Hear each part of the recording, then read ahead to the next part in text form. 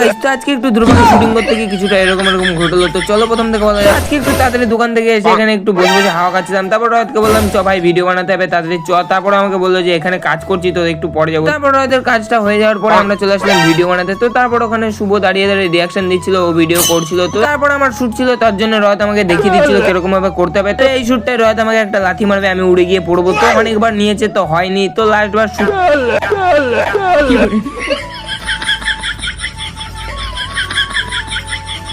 রয়ত আমাকে উড়ে এসে লাথি মারার পরে আমাকে একটু ঝেড়ে মেরে দিচ্ছিল। তারপরে এই শুটটা দেখার পরে এই শুটটা হয়নি, তো আবার নতুন করে শুট করতে হবে। তো আবার নতুন করে শুট, এখানে লাইট টোনটা একটু ভালো আসছিল না, তার জন্য রয়ত বলেছিল যে অন্য জায়গায় গিয়ে ভিডিও শুট করবো। তো চল, তারপরে আমাকে বলছি এবার এরকম ভাবে মারবো। তো আমি বললাম ওকে, আমি বলছিলাম তাড়াতাড়ি করে কর, গরমের ভিতরে আর দাঁড়িয়ে রাখতে ভালো লাগছে না, তো তাড়াতাড়ি করে বাড়ি যাবো। দুটো চারটে শুট করার পর রয়ত আমাকে বলছিল যে হচ্ছে না, তো এরকম ভাবে কর, এরকম ভাবে করলে ভালো হবে। তো তারপরে আমি বললাম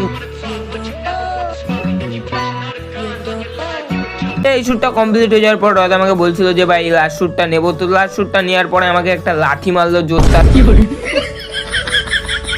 তো একটা লাথি মারার পর আমি 500 কিলোমিটার দূরে গিয়ে পড়লাম। তারপর পিছনে তাকিয়ে দেখি এরা এখানে হাসাহাসি করছে। তো আমি বললাম ভাই জোরদার লেগেছে। পিছনে জোরদার লাথি মারার পরে আমি বললাম লাস্ট শুটটা নিয়ে নে, তো তাড়াতাড়ি করে বাড়ি যেতে হবে, তো গরমের ভিতর আর ভালো লাগছে। এই শটটা আস্তে করে কমপ্লিট হয়ে গেল। তারপর একটু ব্লগ পোস্ট পাস দিচ্ছিল। তো এই ভিডিওটা এই পর্যন্তই ছিল। ভিডিওটা ভালো লাগলে একটা লাইক করে সাবস্ক্রাইব করে দিও।